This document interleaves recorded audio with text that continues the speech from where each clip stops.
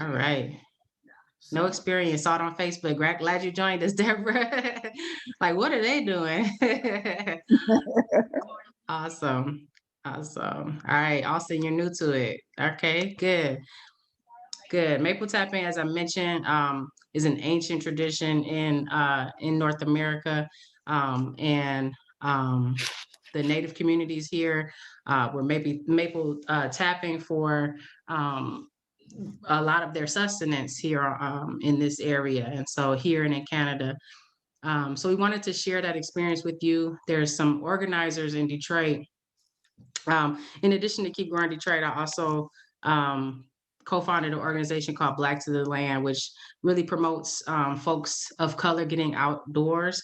And so Black to the Land, National Wildlife Federation, Detroit Outdoors, a bunch of different environmental organizations in the city partnered last year to bring a Sugarbush here to Detroit. So they asked the city for permission to tap the tree, some of the trees out at Rouge. There's a couple maple stands out at Rouge Park, and boiled it down right out there, and created the syrup right there. And so this year, we wanted to kind of share that experience with you online. So I have a couple of videos, and then Antonio, who's the main organizer, and Jefferson, who is a Potawatomi sugar maker. I think he's from Ohio. I'm going to double check, but he was out there this morning.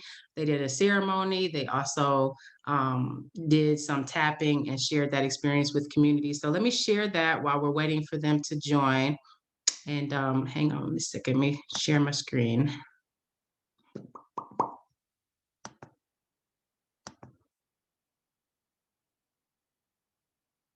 Don't judge my screen, y'all. I got 50 million tabs open. Don't judge. Hold on a second. Don't judge me. Let me let this little box go up and we'll get your video right here. Okay, this is us walking up to the sugar bush this morning. Hey, we're at the sugar bush. About to grab some. Show them the bucket.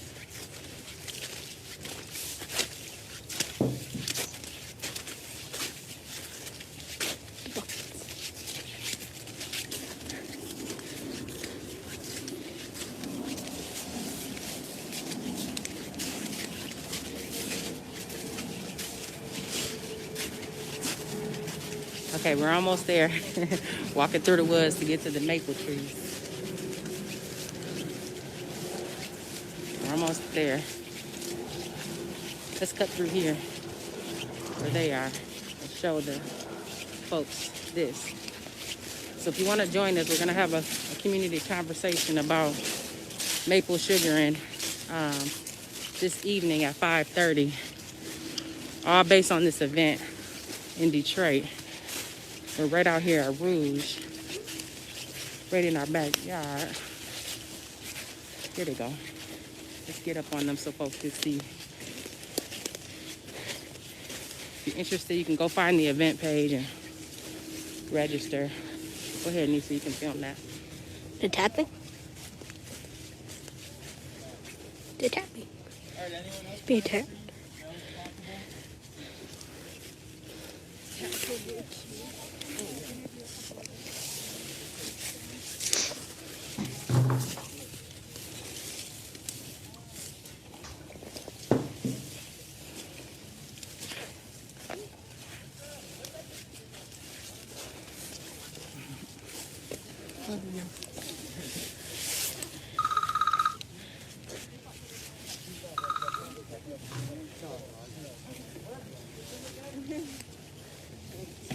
Find any tree you think you want to try and tap into?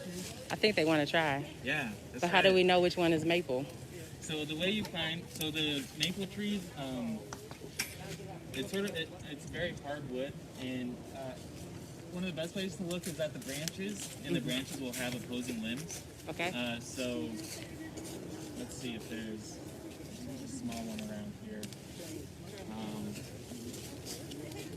Let's see. So I think there's a good one right over here, maybe. Okay. Oh, it looks like they found one. Yeah. We can watch them. How do you do it?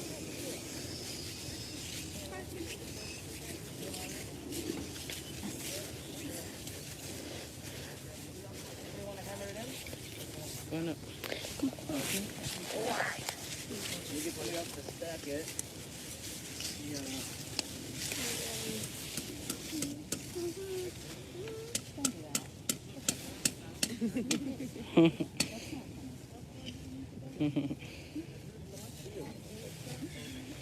Betsy. Hey, girl. I didn't even see you. I saw you, but I didn't know who you were. Let's fill up this section here, just so like we don't like stretch further in. Let's fill up between us and the river here. This little area, anything big in this area, let's like do it up. Okay. Maple tree tapping. Guys, let's get the kit to drill, do the drill drilling. Who's got the hammer? You get the hammer. What's the next tree? This one looks pretty good, huh? Who wants to drill this one? Curtis? Sure. So, like, kind of estimate a bucket's probably up to like here. So you can put a bucket like this here. Once you put that angle, don't keep it at that angle, okay? Drill it up to the blue thing.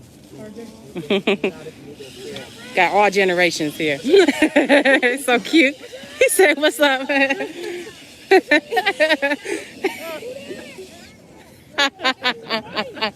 lady.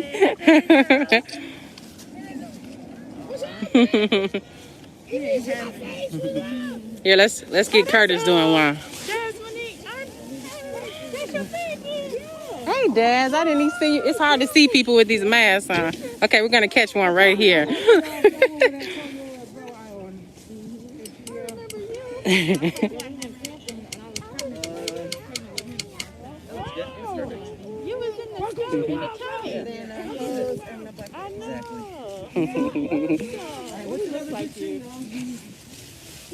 Right. We'll get some flow out of there.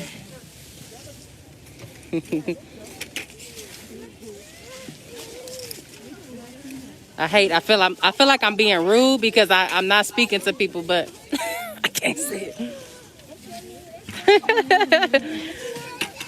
He's gotten so big, my gosh. It's a whole community out here.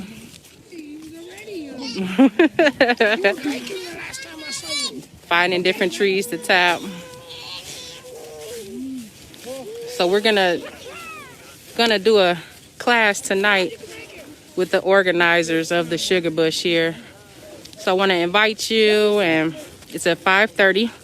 Gonna do a conversation with this, with the folks in this community to see more about this tradition and learn some techniques. Here we found a maple tree. What's your name? How'd you hear about it? Hey, Sonia. Yes, he did, Mark. Like, wow. Uh-oh, go around. Oh my God. All right, let's hammer it. Thank you for this. Here, you want to hammer it? No? Yeah? Come on. No?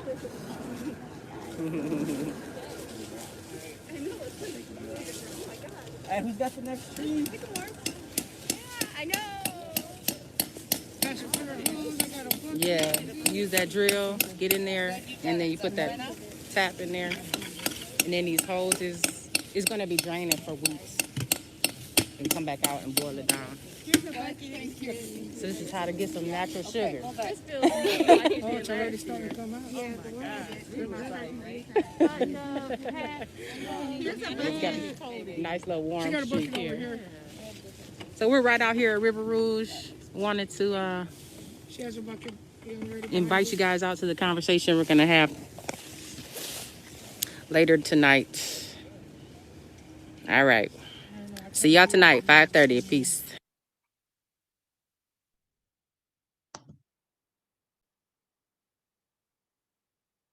All right, we're back here. Yep, so that was this afternoon. I see a couple people in the chat. Nice, Alexis. Says she's indigenous and she is looking to reconnect with her traditions. Rosetta family tradition from grandparents, uncles. That's great. This is great. And I see Antonio just joined us. Hey, that's not Nicole Fox. Is that Nicole Fox's husband? I see you there. All right. There's Nicole. All right. Okay, Antonio. I was just showing them some of the film that I took when I was out there this morning. So I figured we could just have a kind of a conversation about their tradition. You want to introduce us to the folks you got in the background? Yeah. And I can highlight your box here. Howdy, howdy. You tired? Yeah, a little bit. It's been a long day, but it's been really good. Yeah, I said, hey, they are still out there and just wrapping up everything. So what you got We with left you? the tools on the table. So what's happening back at the camp is we left our tools on the table. We started this morning, arriving there, meeting with people, setting up food. Then we got a crew of people chopping down trees. A lot of trees float into that area because of it's a wetland area. When it floods, big trees just kind of float over into it. So there's we're foraging for wood, and about 30 trees today with people who showed up, and we taught them how to identify a maple tree, a sugar maple tree, by walking around through the forest. And then they came through and tapped. And after people tapped the trees, we went back up to the top and had some real good discussions about with Jefferson and Skylar. These are our two friends from Pokagon Band of Potawatomi, which is there's 12 federally recognized tribes in Michigan, or 12 tribes in Michigan, and they're one of them on the west side. They're probably one of the closer ones to Detroit in the United States. The closest one to Detroit is Walpole Island, which is over there in Sarnia. Mm-hmm. So Jefferson, I thought I saw that are you from Ohio or are you from Michigan? I am from Indiana, actually. Indiana. Okay, sorry. Correct. No problem. Yeah, I live in Mishawaka. The Pokagon Band of Potawatomi is also the only federally recognized tribe in the state of Indiana. And we're the only tribe in Michigan to have dual citizen or dual states with jurisdiction in both. So in Michigan, we have 4 counties of what's called our CHISDA. And in Indiana, we have 6 counties. So a total of 10 counties, 2 states that make up the Pokagon Band of Potawatomi's jurisdiction. Cool. Yeah. Did you say Potawatomi or Potawatomi? Potawatomi is the English word. The way that we say it in our language is Bodewatomi, and it means create or build fire. So our responsibility as the fire keepers, the ones who and it's not really, it's a misnomer to say fire keeper. A lot of times people think, oh, that's just like Kevin Costner sitting around and poking the fire. When we start our sacred fire, it's our only opportunity as men to feel what it feels like to create life. Women have that opportunity by carrying the seeds of life in their womb and feeding their children. So it's our responsibility and it's our opportunity to go through that labor, to make all of those sacrifices. Some of us even have blood that's drawn from splitting wood, hauling wood, carrying wood. So that's where we get the idea of what labor is, because women go through something that men have no idea when they're bringing their children into this world. And so that's our responsibility as fathers, as Potawatomi people, and as men, as Potawatomi people. We use that flint and steel to create that spark of life. And that's also that spark of interest, the intellect. That's that very first gift that was given to us from our Creator. And it was given through the Son, our Father. Jesus, he's the one that gave us that 98 degrees inside all of us. So that's where that original life comes from. Without our Father, the Son, we would have no existence. Just like our Mother, the Earth, we were made from, and that's where we come from. Just that's kind of a little bit about that.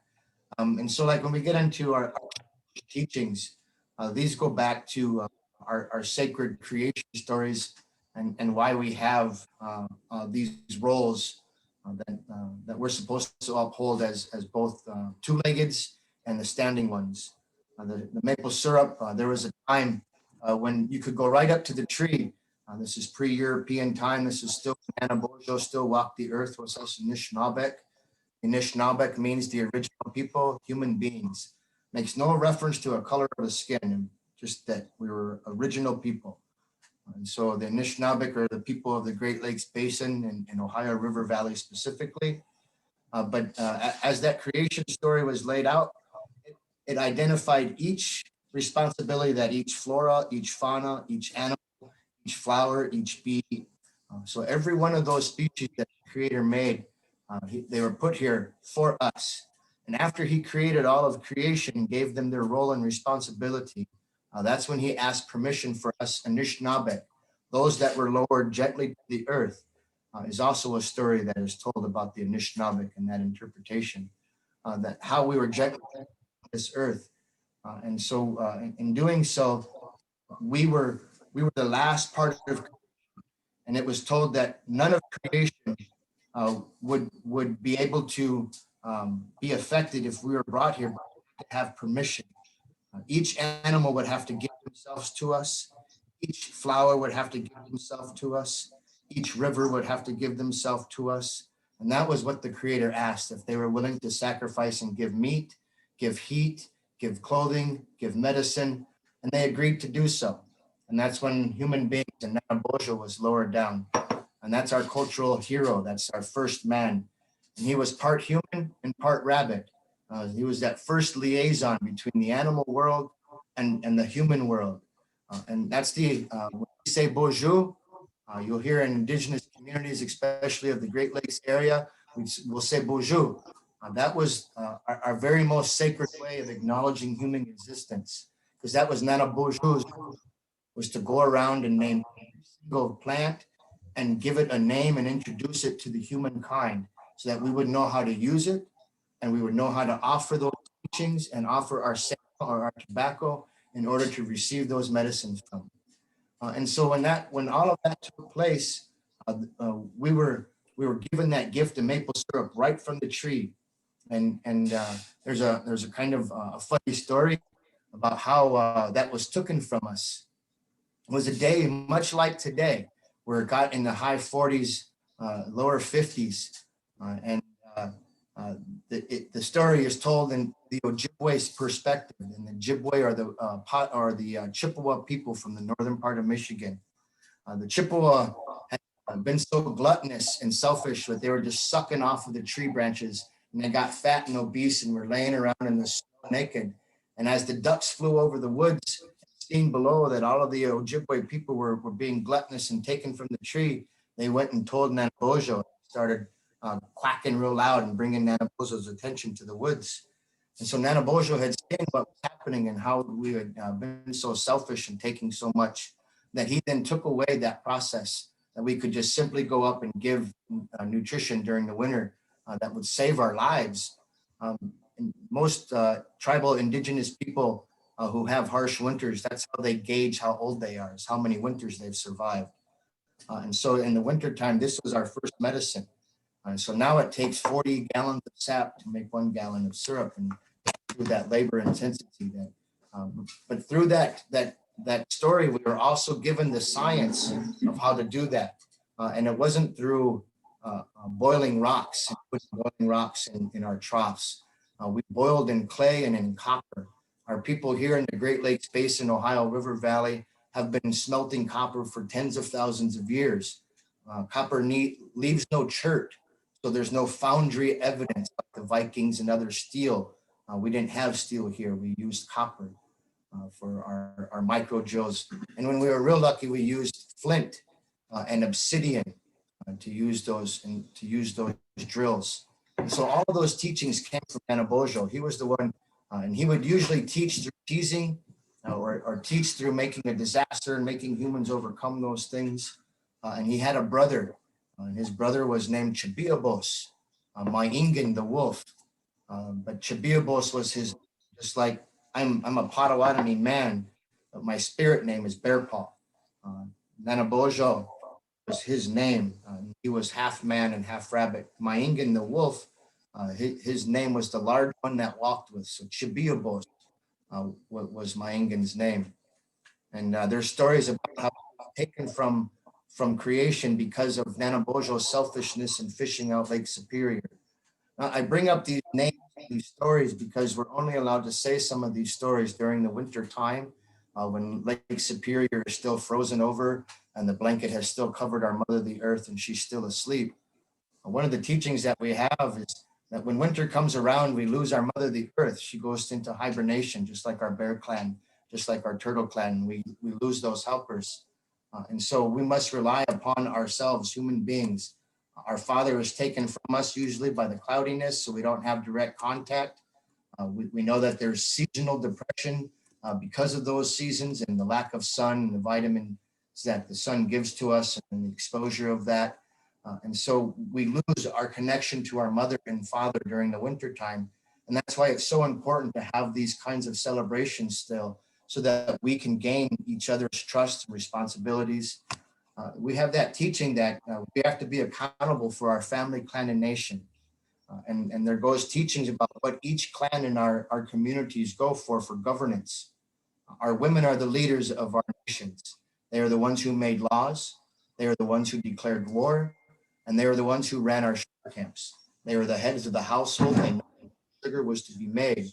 So when the Europeans came here, they took their virtues and they took their power, made us men. They made us men, the leaders. Here, go out there and lead this.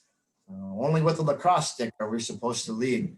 And so, you know, that idea that these chiefs, that the Americans use the word chief, we use the word ogimau for head man and the word wokomokwe for head woman. And the head woman was always the most powerful because she had the say over what was happening. They even had say over the elders committee. And so our governance was set forth by women, which of course had much more compassion, but also much more direct results too. So those were the things that really we start to teach when we come out to these sugar bushes. The men would haul in the sap and we would bring in the firewood. Women were responsible for the copper cauldrons. So they were the ones cooking. I don't know about you, but my grandma was very particular about who used her cast iron pan. Those old grandmas were very the same about who used their copper kettle, right? Don't you put that tomato sauce in that pan? Right? So same. So that was the women's business. And so when I first learned about Sugarbush, I was always told that it was the women who actually made the sugar because it was put into the copper kettles and to cool off fast from that 222 degrees down to cool so it goes into the granular form. So there's a lot of misconceptions that was happening, especially nowadays and how commercialized our sugar bushes have become. Again, we have to remember that we're chastised for our gluttony, selfishness, and it was taken away from all humans and also from animal kind too. So that's why it's so important when we go out into these woods, we sing these songs, offer our gifts, because we can again talk about the elves. You know, we always have these tables that help out. So and that's my little bit about Sugarbush and stories that I've given. So I'd like to pass over a little time over to my friend here, Skylar Alsop, and give him a chance to visit too. Thanks. Thank you, Jefferson. Thank you. That was great. Hi, Skylar. Bonjour.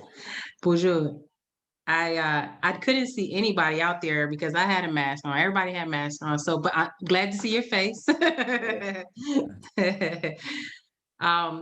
Tell us a little bit about how you came to Sugarbush or anything you want to share about the tradition. So yeah, you know, sugar bushes, they're always it's a good place to be. It's a good place to hang out with friends. That's where a lot of people are going to be. It's a very important time of the year for a lot of people. Sugar is very important. So to be able to get around and all your friends and family and be able to share a little bit of that sweet stuff, it's awesome. And that's kind of what brought me out.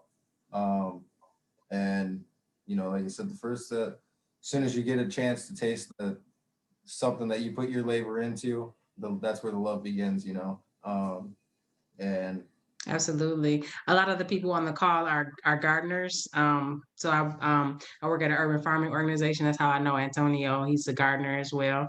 yeah, And so I'm sure they're feeling what you're saying about about kind of, that putting that energy into something and seeing the product of it. So yeah. definitely. Yep. So that's where like I've always been intrigued by just where does it come from? Where's my food coming from? And so I'm sure gardeners can definitely understand that. And just to be able to go out there and, know that you can survive off of what's right here around you, it's an incredible feeling.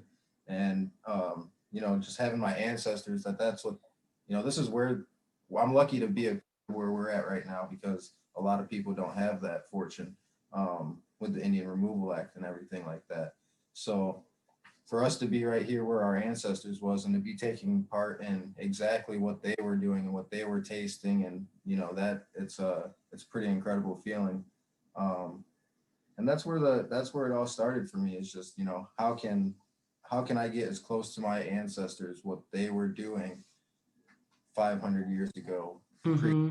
It's like, what were they eating?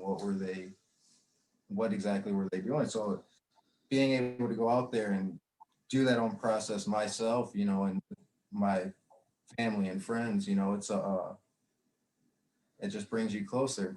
Right. I wasn't participating in the Sugarbush last year, so we set up a 4 season tent out there, and so I did a little research on it, and it seemed like the beautiful thing about the Sugarbush was that it was like a time for folks to come together in the wintertime. Can you tell me a little bit more about, like you say, bringing people together at that time? Can you tell me a little bit more about what you know about that tradition? That's just it just seems like such a special time, because they said a lot of the different bands may have came together at that time. And it was a real ceremony, right? I don't know if you have any thoughts Yeah, on yeah, that. definitely. Well, of course, it's always fun. Misery loves company. So, there's a lot of labor there, and so you want to get as much as you can, but actually, like, once you're out there and you spend that, you do that for your first year, and you do all that, you can do all the hard work yourself. That love's still going to be there. You're still going to be drawn back. So I think that it's nice to be able to share that feeling with your family, your friends. Come check this out, come see what we're doing, taste this, smell this, that feeling. Everything is really like nostalgic, and so to be able to pull people out there, and even just, like I said, to share that labor. Like, I always love to bring my little brother out. Come on, man, you're gonna come work with me. You're gonna come chop some wood with me and put him to work, eh? Yeah. And Right. so it's I've seen it bring, people that didn't even know, like us, we don't know each other, and it's bringing us all together now. And so it's beautiful. And Yeah. yeah, it's I just want to tell people, go ahead and drop questions in the chat. I see a few in there already. As we're talking, I'll just weave the questions into our conversation. So one thing I had question, Jefferson, you mentioned that kind of, I think it was like the original treaty where um, uh, the different plants had a different role, or a different responsibility. Um, what do you know what the role of the maple tree was? Sure. We were, the maple tree specifically in this geographical area, especially for the Great Lakes, is known as the tree of life. If you go into the east coast along the eastern border and you get into the Six Nations people, the tree of life is the white pine tree. And so there's different stories for about what these trees symbolize for us.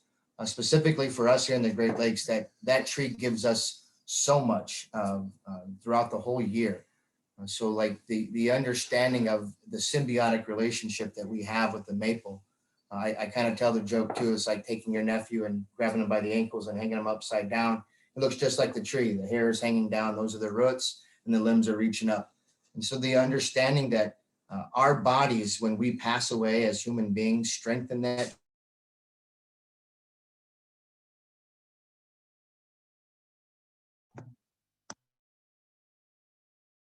tree. And when that tree passes away, we have this ultimate relationship, this true symbiotic relationship. We breathe their exhale and they breathe our exhale. So in that creation story, the maple tree that Matik was specifically given to the human beings to recognize how both our human bodies work respiratorily. If you look at how trees are created, and now that we have the modern days of science, we can take x-rays and MRIs of our lungs. A tree looks exactly like our lung. The stem growing right from the center and growing out looks just like a tree with all of our veins. And our body is a good reminder of what the earth looks like. We have those rivers running through our arms and our legs, and they run blue, just like the color of our water, and just like in that relationship that we have with our water. And so we have to understand that sacred relationship. A lot of times spiritualities and religions have taken the sacredness out of creation and out of the human being and only held that for one individual or for a select few. We all have to remember our sacred relationship to each other. And the most sacred thing that we can do is say hello, bonjour, recognize and acknowledge each other's existence. Hey, that person is alive and I'm grateful for you crossing my path. Thank you. And so that's that. It's not just a human being, but when you come across a plant that's beautiful or a medicine, we would always sing to our plants. That vibration, that tonal voice actually makes them grow and makes us healthy too. So understanding again how creation works, our role is within it. Oh, wow. Yeah. Thank you. So you're saying I'm not crazy when I speak to my plants and I walk past them. No, talk to them as much as you can. Sing, pretty. So let's get We into have some of the, songs. oh, sorry. Yep. There's some questions in No, here go just ahead. like about the technique of it. So let's talk a little bit. And I wanted to recognize Regina. She's a herbalist in the area. She said that the maple tree is good for circulation and digestion. So I just wanted to recognize that. On top of that, Go ahead. Yeah. like in the middle process of making syrup, it becomes a tea. So it looks crystal clear like water when it comes out of the tree.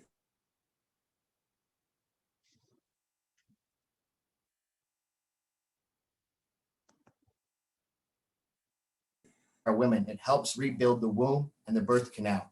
It also helps rebuild the veins and the cellular walls of the human body too. So not the syrup, not the sap, that in between where you've made that medicine, that mashika, that tea. That is very good for our women, our young women, especially of childbirth time. Very good. Antonio, I see my internet is a little bit shaky, so I'm gonna make you the host just in case I go out. I'll pop Okay. back in if I do. Okay. So, listen, everybody talks to their plane. You're right. You're right.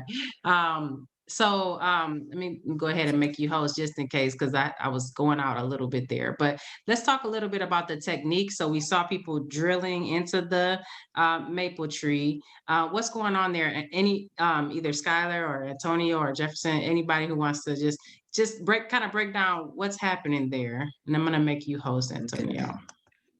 For sure. So I think the key for us is it starts with identifying the tree for sure. That's like the first thing. We gotta make sure it's the right tree.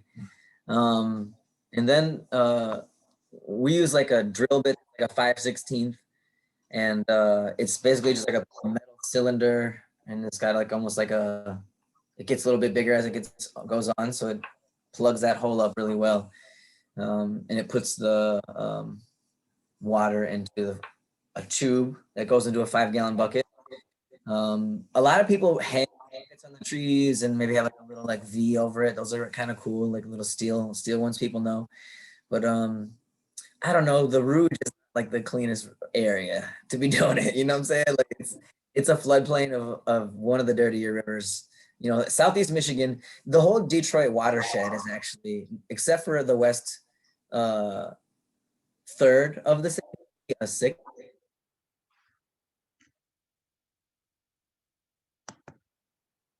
watershed, but the rest of the city is on the DSWD watershed.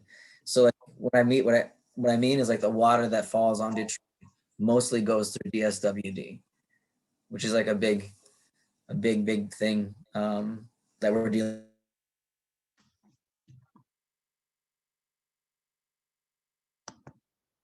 In that's another conversation though. You mentioned my internet is a little shaky here, sorry. Oh yeah. So you mentioned Inside of oh, I'm yeah, sorry, the you inside of mentioned, trees. yes, go for it. Sorry. The inside of trees is like just wood. It's like I don't know what the comparison is. You know, So it's like, trees actually have like skin like how we do, and there's different levels of what is called cambiums. So you have your inner cambium and your outer cambium. And so when you're drilling into, you want to only go into the inner cambium. You don't go all the way into the direct. That's where the water like shoots back up into. That's the heart of the tree. And so we're really gathering that's coming back down and settling with the sugar, and the sugar is heavy, so it's coming back down. That's why we tap lower, is because gravity pulls the sugar, it's heavier down. And so getting it and tapping into the inner cambium is how we draw that out. Right. I'm going into my my fourth grade science, the xylem and the phloem, and the water is going up and down the tree on the inner cambium. Right? Just on the outside, pretty much. The heart of the wood is just like old wood. Right. Got it. Okay. So then you're tapping in there with the drill. drill. Did that help a little? Yeah, for sure. So you're tapping in. There's a couple questions in here. How long do you usually keep the tubes on there? I think that was the first question I saw. I think about through March. You know, like the people going when the pandemic hit, so it was like they ended up staying there a couple extra weeks because everybody was like in the home. Yeah, we were. We had to close shop just for the pandemic last year, but right at the start of it, it's like really at the start of it. Then Regina wanted to know how much and how long the sap will yield in the containers. So how much sap were you thinking was going to come out of there, or the water that's going to come out that's going to become syrup? I bet you it'll be. I bet you we'll get like 700 or 800 gallons this year. I bet we'll probably fill that thing a bunch of times. The water quality at the beginning of winter is much better because like there's like a bacteria that eats the sugar that's in the plant that makes the sugar water like a little cloudy. That's at the very end of it, you know, and just even the water that's sitting in the tank will get cloudy. Now it's really clean and clear. It's the beginning of the season, and it's like the best water of the sapping time. Yeah, it gets like fermenty, you know. Yeah, for sure. Yellow. Yeah. Sugarbush is a colloquialism. There's not an actual bush to sugar, right? I know, like I see a question there, and a lot of people actually ask that question. What is the sugar bush? Europeans didn't have woods because they were afraid of all of them down. So they chopped them all down for the king. And so when they came here, they did the same thing. So they're afraid of them, right? So when we go into the bush, a lot of us are called, bush people. You go into the bush. You get away from the city. You go into the bushes. And that's what the sugar bush is. It's a colloquialism saying we're in our language, we call it Zizbakotang, the place where we make sugar. So that's where the sugar bush is where you go to make sugar. So it's that physical location, not an actual tree or bush. Got it. Jefferson could speak to this more, but it's like it was also a time of reconnecting. Right. So people were, say that. So especially for wintertime, in our times of travel and trade, again, we forget that our governance was set up in a men's council, a women's council, an elders council, and a children's council. And all of this was going on so that we were teaching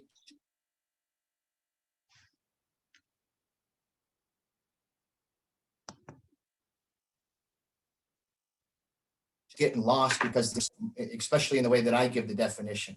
And so if you can self-govern and you can do these things as a family nation, that's the order in which we live and make every decision is family, clan, and nation.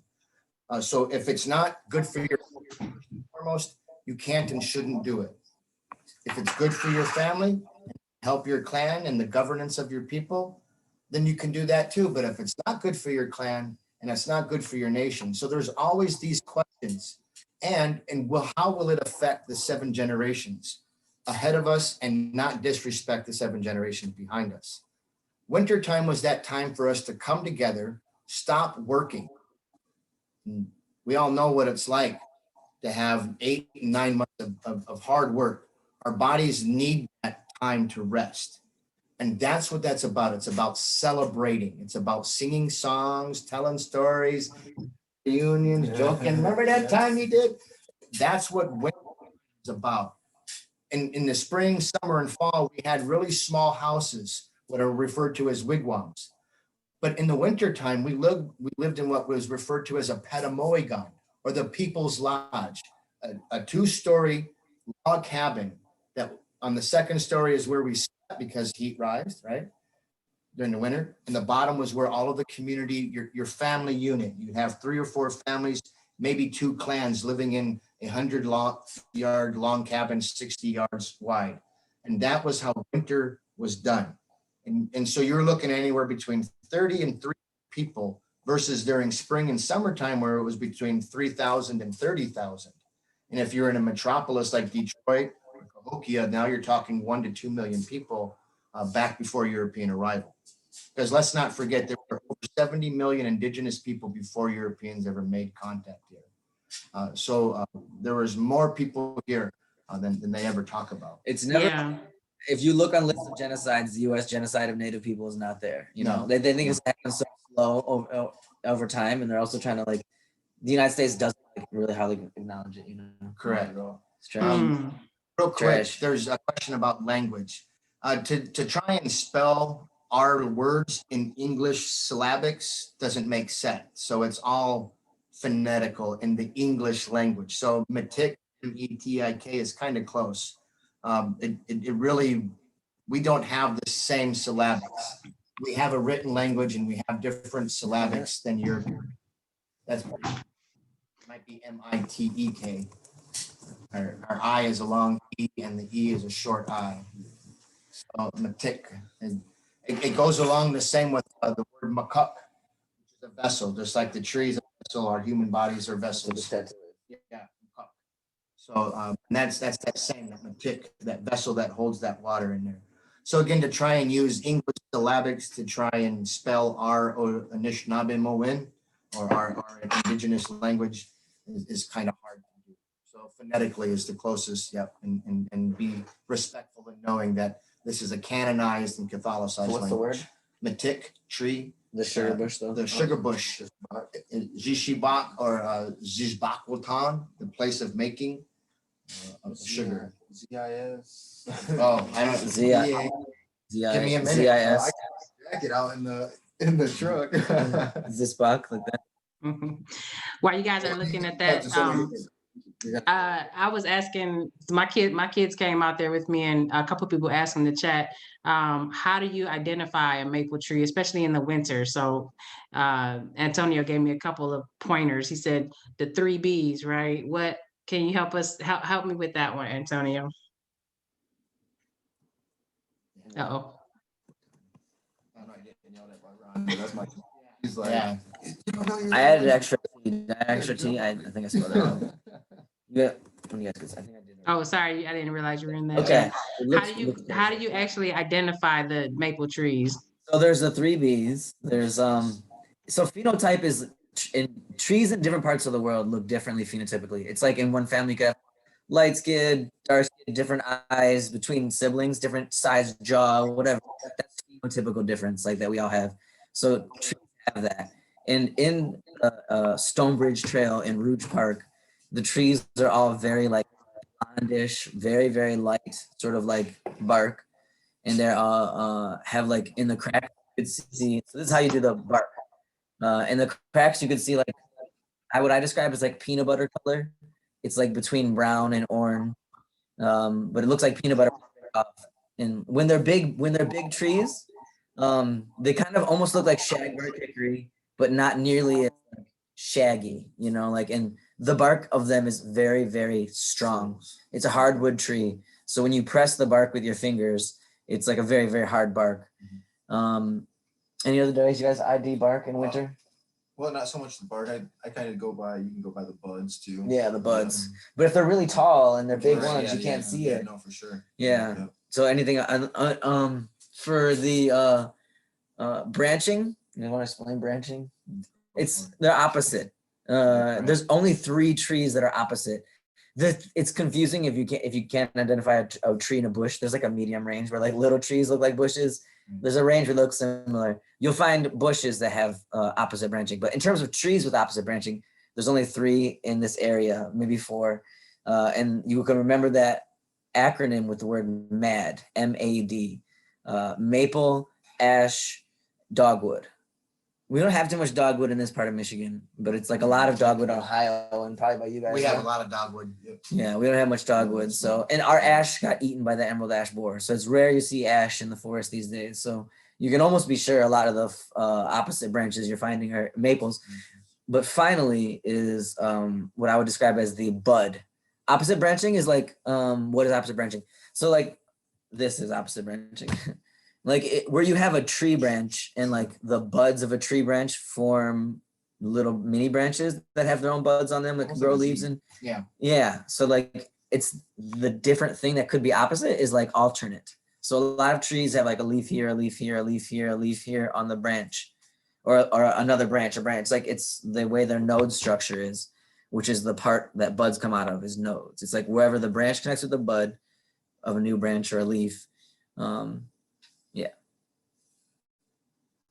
So buds, in terms of buds, the buds of the tree are very like pointy and they're almost look like they have scales on them. They're very hard like the tree. They're like reddish, brownish, blackish, beautiful little buds. And they have on the little cone, it's like almost like a ice cream cone or something. They have a 2 little other buds on it. It's opposite branch, little buds coming off the main bud. Like a crown, kind of. Yeah. Yeah, he's saying it's You can tap red and black also. Yeah. Yeah, in terms of other maple trees, black maple, Box elder. red maple, Then you box can elder. do They're a branch. beech. You can do Yeah. hickory. You can do box elder. You can do These other ironwood, trees have walnut, different black walnut. seasons. Yeah. Other trees have different seasons. So this like There's the a lot of different. I think there's like 30 species of trees that you can tap for syrup making, and sugar Yellow making. birch, but that's more for like medicine. yeah. Right. So there was a question in there about the actual equipment that you're using. So somebody said, like, what is a tap? Do you have any of that laying around? I know you say you left some equipment out there, but No, there I in the didn't video that share we the showed. screen. I could pull one up. And share Okay. the screen with you guys. Okay. In the video we showed Curtis was on there, that little silver thing that was coming out of the tree, which actually allows the water to flow out is the tap itself, right? And then you have the tube that goes on it, and then it goes into the bucket. And then while he's pulling that up, Jefferson, I know you were talking about how deep do you drill into the tree? So there's a question in there. How deep do you drill into the Typically, tree? it's about. How do you know? It's about a little over an inch. That first little knuckle on your pinky, you go a little bit farther than that. You can actually feel it. It gives way a little, just a very little it gives. And that's when you know you're into the softer wood, because you're going for that real hard wood and it's pushing, and then it's real soft. And so it can differ for each one, but you don't want to drill past your length of your spile. And when you see the spiles are usually 1.5 inches long or so. So you don't want to go too far, but you don't want to go too shallow either. Again, you do feel it. It kind of just gives on you just a little bit. So this is the spile we have. It's like this little metal tube right here. And this is what goes into the tree. Can you see my mouse? Like this butt of the spile. I don't know. End of the spile. It's got like it's thicker here than it is over here a little bit. And it just kind of plugs the hole. And you put a tube on this part right here that goes into a bucket. So these are the spiles that are in the trees. Your computer looks like mine 50 million tabs. Yeah. So you can purchase these online, I think, right? This is not something hard to come across. I saw one the first year you did We had it plastic. I don't a couple of years ago. You had the plastic ones. You like You like the metal I don't. better. It's like why put something disposable into a tree? You know, like that's what I feel. We have like this disposable thing. I'll show you some plastic ones Yeah. online. They're just trash. European Yeah. arrival, we use sumac, short sumac spiles. Sumac is really easily hollowed out with another stick or a copper tube. It has a really soft center and a very hard outside. And so we would use usually These ones the are Y, actually. the Y of a sumac tree, so that would have an air release on the top, so that vacuum wouldn't stay inside. So there was air release hole on top, and then that other spile would come out. So that was how the sumac spiles were made, kind of like that. Yeah, I just want to pull up a sumac file.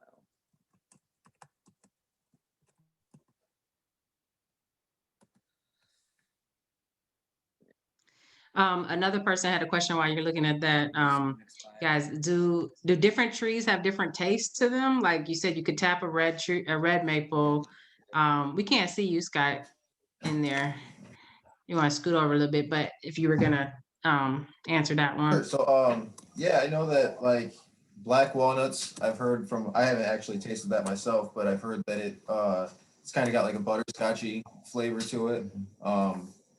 And then I know that the yellow birch, I've tasted that, and it's more, it's really hard to describe, kind of, but almost like licorice, black licorice, kind of is one way that it's weird. Everybody knows black walnuts by these big nuts that fall on your lawn. Nobody likes those nuts.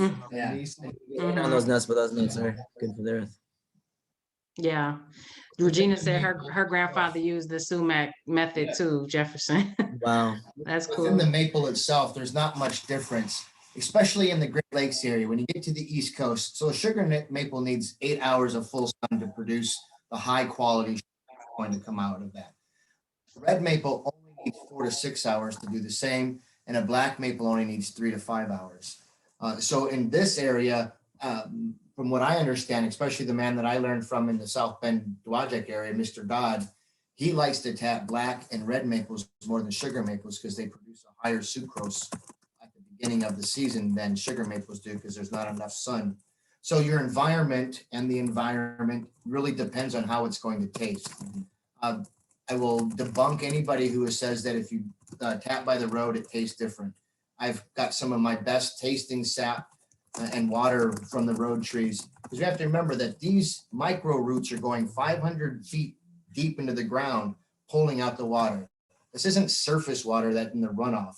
So you're getting the most purified water that is on the earth at this moment, except for the bacteria and or yeast that may be in that may be inside the cambiums. So that's why you try not to get the first flow of your sap.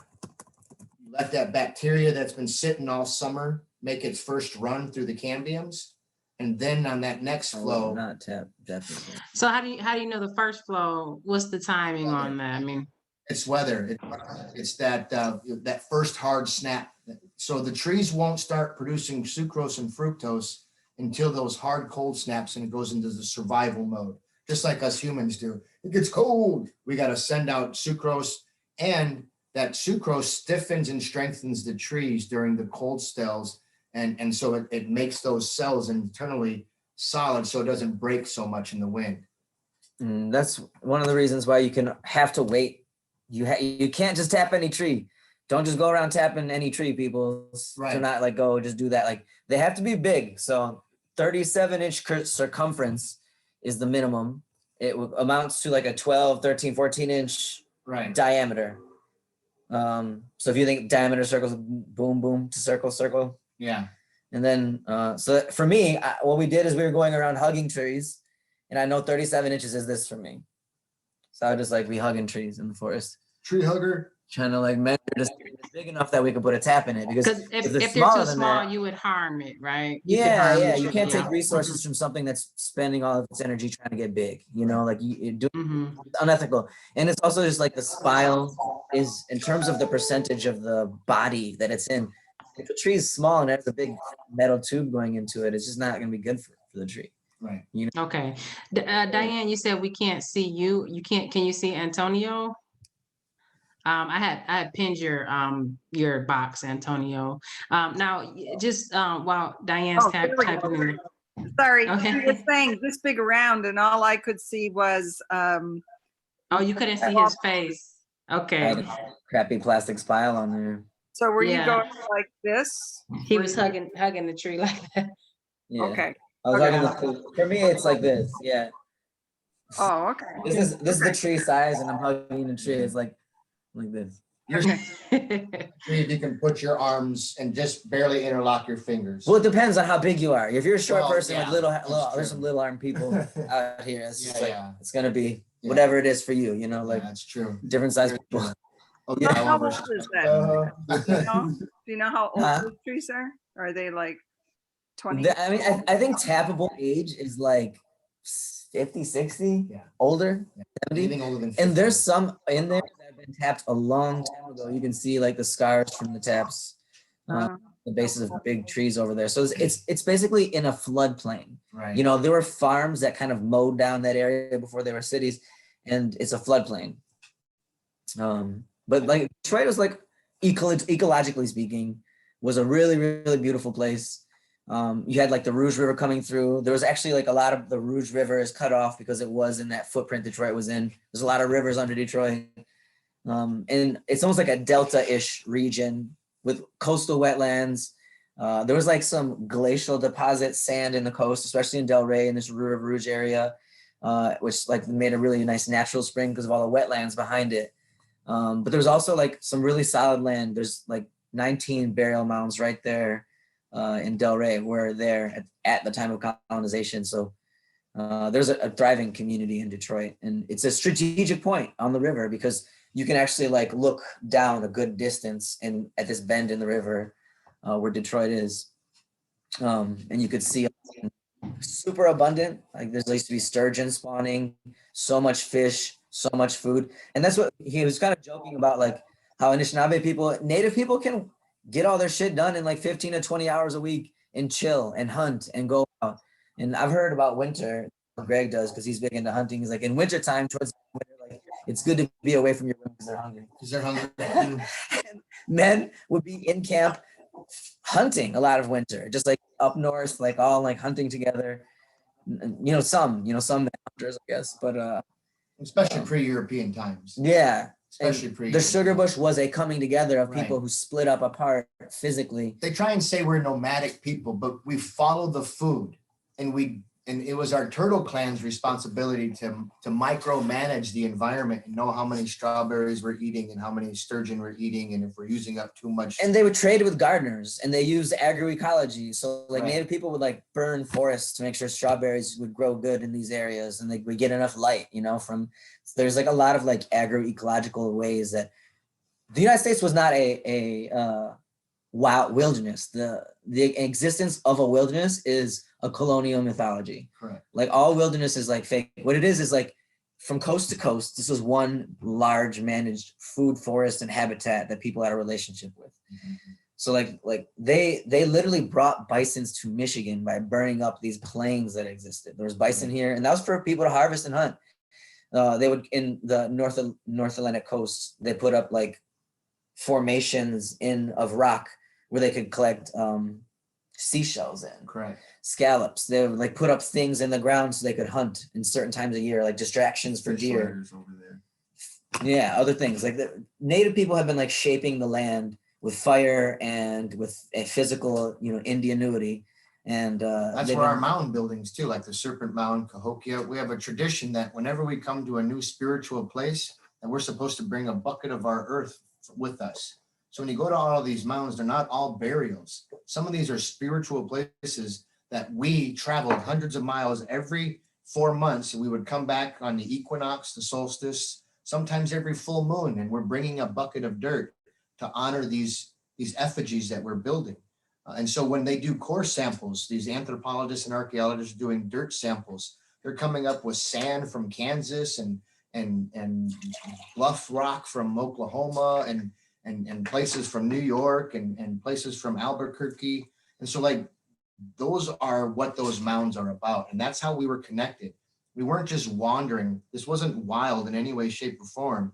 the women didn't allow that. We weren't allowed to be wild, and we to mismanage our food, especially in the Great Lakes Basin and Ohio River Valley. There was so much that was, for example, Skylar runs a over in his neck of the woods, and so he actually hunts and traps animals, processes the fur. We're getting ready to process my beaver that I got, and he's going to teach me how to brain tan. And so like we reach out to our younger generations because they know things that we don't, and so like really we work on this relationship where. So I have a lot of history and governance and spirituality, but I wasn't able to get out and do the trap lines and learn how to harvest some of those things. And now I'm learning from the younger generation on how to do those things. That's being Anishinaabe. That's being and interacting. Woo! Okay, I'm feeling it. There was a couple people who asked just about this process. So, does anybody have permission to tap in Rouge? A couple people said, like, can I just go out there and tap trees? You guys got special permission for this project. Yeah. You want to talk about Yeah, that, so Antonio? I work with the National Wildlife Federation, and we formed an agreement between the nonprofit organization and the city government to like have permission to utilize the park. But I mean, for me, most importantly, we asked a bunch of Native grandmothers for permission to like go out there and use the park. But we are also in a colonial place. Detroit is a colonial name. It is like the French name for strait. Detroit River is not a real river. It is a strait between big lakes. And yeah, Detroit is like, we have to ask the city. And yeah, we had to get an agreement. And we had to get an agreement to have a fire there. We had to get an agreement also, that was a separate one with the fire department. And to tap trees and to camp there. You can't just camp in the forest in Detroit, apparently. But if you connect with Detroit Outdoors, you can sleep in Walmart parking lot, but you can't, yeah. The forest. The pigs rode up on us last time we were there. So mind you this about Detroit police. I don't know what the deal is. Did you say you left your tools out there? You got to get back out there. I have designated somebody to take care of those. And okay. So, if you guys want to end early, we could. Yeah, no, we usually go about an hour, so we can break here. We can just ask if there's any other questions from folks in the audience. I know you guys have had a super. I do want to say on day. that last thing. Like asking permission of the women elders in the community has been like a process that we've been doing the last couple of years. That's like the whole thing is one of the agreements is we can't just sell it. We're not selling it. It's not for sale. If that's a question for anybody, it's just something we're giving away as gifts and is going to people who are like really spending a lot of time working here and going to elders, and native folks who are in the community. So that's the idea. I love. I've been studying some of the governance of the original peoples here, and I love the man council, the woman council, and that check and balance there. And then you brought something today that I didn't know was the children's council. I love it. Like it's great. It's so many lessons to learn from the original ways here. Yeah. Thank you. Yeah. For the kids to have a future and a say in it. So absolutely. And 4 teachers, so that gave us the means of the 4 directions. Also, when you look at the U.S. Constitution, they only have 3 branches of government. That's because they took out the role of the women and the children. They just made it all men. And so, like, our federal government has admitted to taking the Great Law of Peace, which is the Constitution from the Mississippi River to the East Coast before European arrival. That's what governed us, was the Great Law of Peace.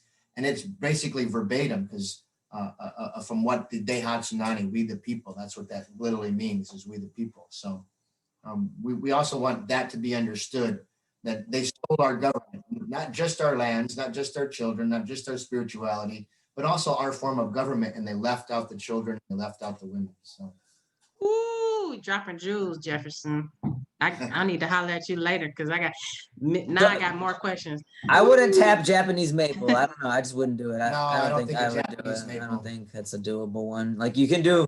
I think we listed the ones you can do: sugar maple, which is like black maple, red maple, but red maple is like 70-1, 60-1. Do a lot of boiling. It's just a lot more work, like a lot more wood, a lot more work. 80-1, some of them. Yeah. Silver maple you can do, but it's a similar problem between red and silver. So it's just sugar maple and black maple and the black maple has some really deep cracks that are just black in those cracks, like how the bark furrows out in between that'll be dark black. A lot of people were asking questions about how other trees taste. I have heard that birch trees, which they're a different time frame. Like you can tap birches after you tap these, but I've heard it tastes like butterscotch. Butterscotch, like same with beech, sweet hazelnut. Beech, hazelnut, yeah. And I imagine they roll at different time frames of the year, but this is the time for sugar maples to be popping. I bet you walnuts pop at different times. We've accidentally tapped walnuts. I purposely tapped walnuts and barely got shit out of it. Right, yeah. They don't produce very much. No, and they produce after maples also. Yeah. All of those trees usually produce after. I think box elder you can do during the maple season. It's like, yep, right at the tail end. You're kind of catching the hot spot right in the tail end of maple. Yeah.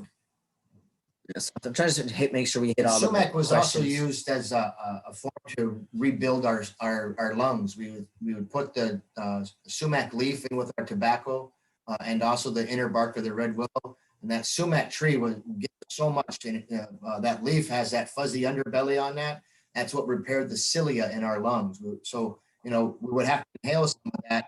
So that would also repair our lungs. So, and then the inner bark of the red willow also helped with blood thinners and with painkillers, because that was what aspirin is a derivative from. More trees.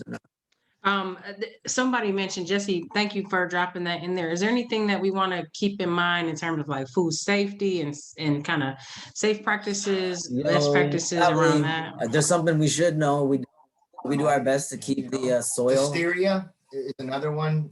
If you let it sit in a container too long and it gets cloudy and or yellow, then you can get botulism and or listeria. Same with canning. Any sickness that you could get with canning your food. So grandmas and grandpas, those things, especially in the old days. Same. Proper cleanliness of hands. Bring your heat to temperature. Your seals are all good. Same. Yeah, but I think keeping the soil out of it is really important. I think in the rouge, because like the bottoms of buckets you can't stack the buckets. Yeah. Don't ever stack the buckets. So the sterile. You want to keep them sterile-ish as you can. Like you sterilize them before you go out there. Use as much common sense as you possibly can. Be efficient and effective. Be very aware of your surroundings. Watch where your feet are. Remember that, especially for indigenous people like us, every time you put your foot in a place in the woods, it's a whole cosmos that you're destroying. Ecosystem under there of bacteria, little people, insects, things that make us human beings stay alive. And so remember that you're a visitor there. So we literally have to ask permission to go into the woods before we go into the woods. And that kind of mentality that this is a place that I need to be aware of. I love it. I love it. Some trees getting tapped in Brightmoor on somebody's non-property. Oh boy. So while Brightmoor you're has like answering the those, whole thing in Brightmoor. It's like a hipster permaculture community, I think, right? That's what I heard. yeah, there's a lot of farming happening out there. I don't think I would tap mulberry. I'm just looking through the questions. I don't think I would tap mulberry. You can look online though. If you can, try it. Why not? How many trees of that size, like, do you need to get, like, if you had a backyard or a couple size lots? Trees. You get, yeah. right? Just say that story. The first year that I ever tapped, it was only with I had 2 big trees in my backyard, and I put 2 taps on each one of those trees, and one was a silver, one was a sugar, and I had it all in 5-gallon buckets. So I load all these 5-gallon buckets up in the back of my wife's SUV, and I drive 40 minutes down to Dwajak, and so I ended up getting 2 gallons of finished syrup at the end of that season, and 2 gallons was plenty to last me and my family a whole year. And Okay. I that away. So yeah, That's good to know. Yeah.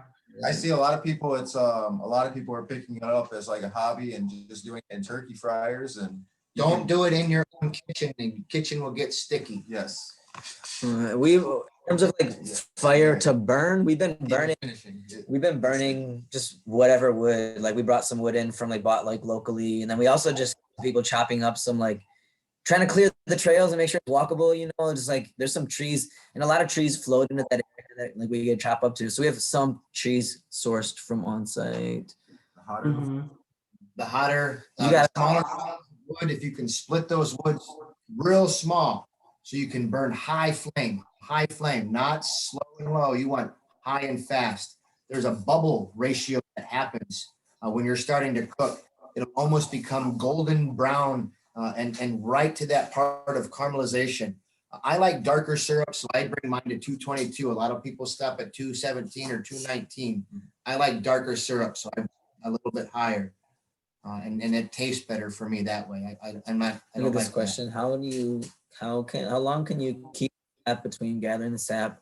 It depends on the temperature. You Yeah. know, like there's no time. There's no for Andy. There's no time thing. You know, if you have a big freezer, and then there's some people who will throw the freezer I don't have a off, big enough freezer. you know, like because that's just the water, but there's still sugar and there's still minerals, there's still vitamins, and that ice is very much a healing part of that. Yeah. So we always traditionally There's we gotta be a always boil temperature. the ice. I keep the ice. 42 degrees, I'm pretty sure. Yeah, I'm 42. pretty sure it's 42 degrees. So if it's hotter than 42 at all outside, you should boil beforehand Boil because it's gonna beforehand. start getting fermenty for or sure. ice down your sap. Yeah. Just dump bags of That's ice, That's what I'll do is I like. but so- you'll have to boil more. Yeah, early in the season, you'll get a lot of the ice chunks in your bucket. So I like Save to it. save all my ice chunks. And then like my theory on getting rid of the ice is popsicles still freeze. Right. So They're popsicles- sweet. Yeah, Yeah. they're good. popsicles are packed full of sugar. Right. A lot of people say, well, you know, the sugar's in there. It's not No. gonna be in Yeah, the ice. right.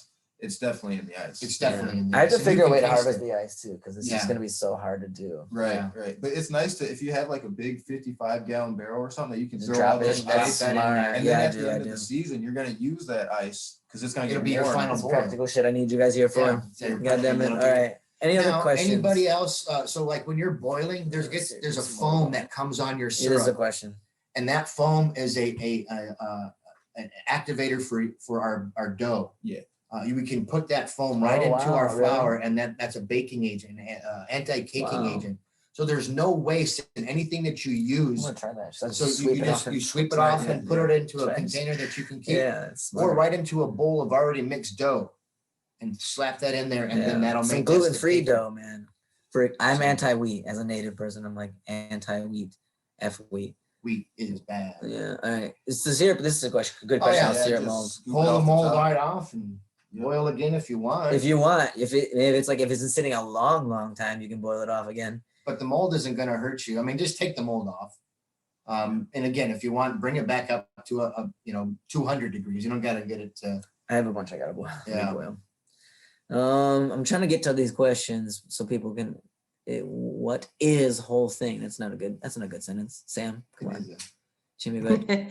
He's saying this is a whole thing, like this is a whole process. Yes. That's what he was saying. Yeah. I'm just talking smack. There's a lot of questions.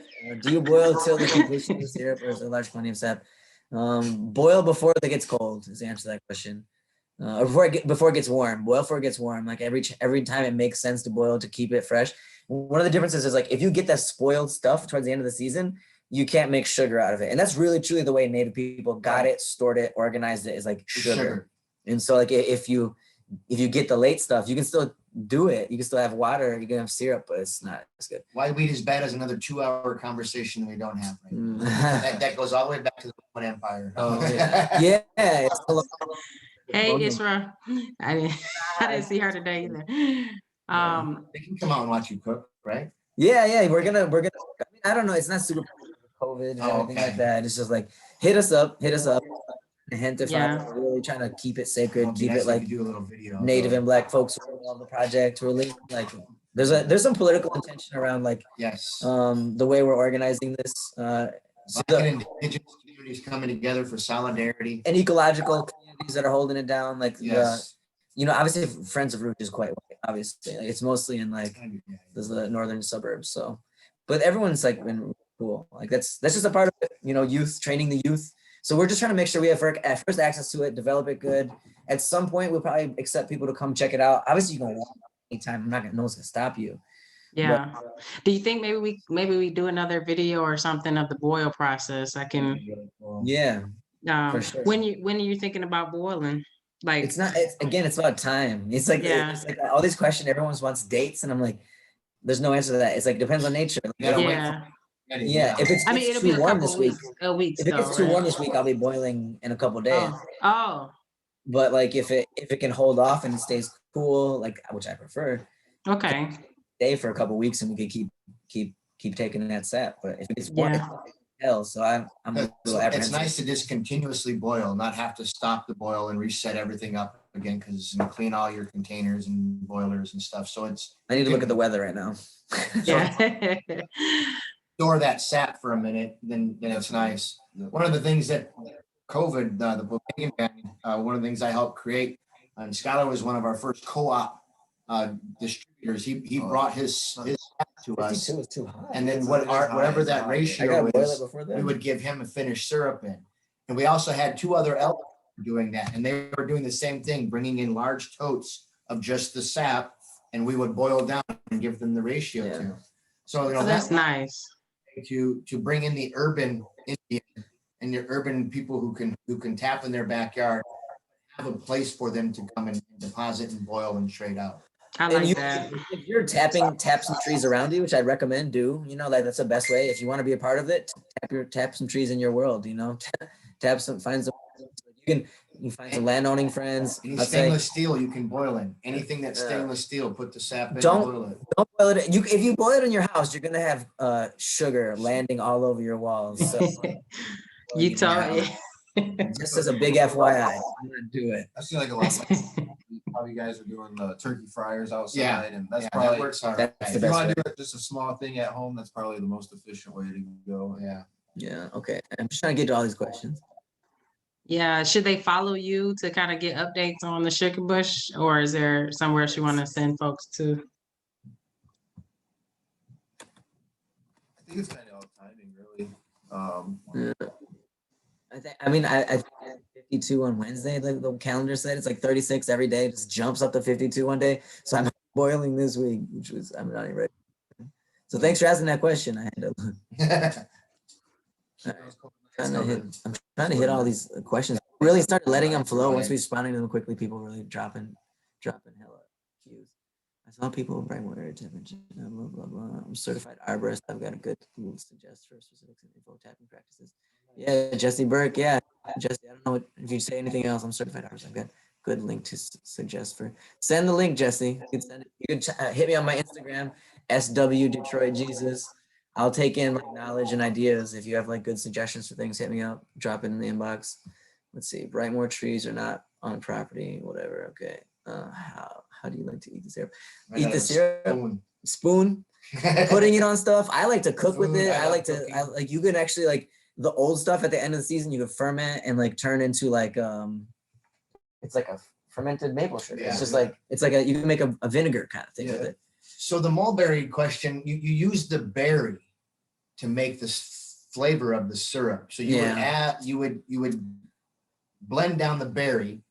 Most people just use sugar, to be real. But and then you could add that to corn syrup, or you can. That's not a real whatever one, that's poison. Yeah. But you could.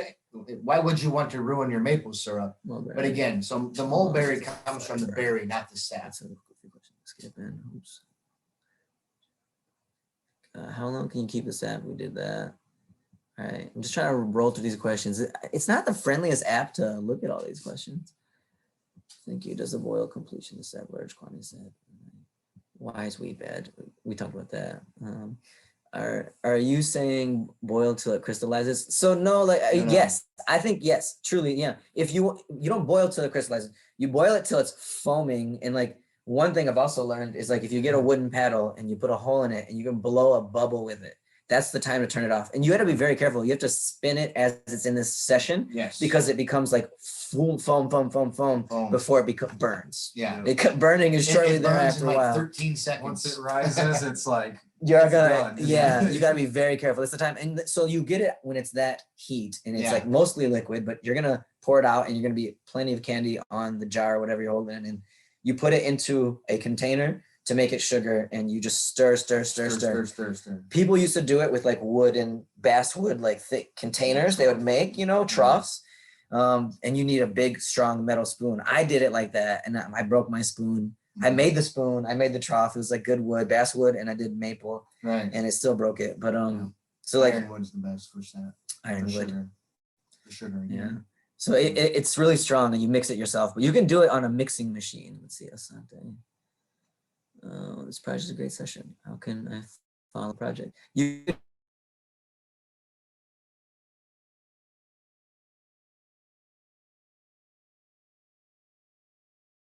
could just do a hash things up there. So stay up on Instagram and Facebook, Miigwech. Thank you for the knowledge. Any community boils. I think we're gonna avoid doing community public events because of COVID, honestly.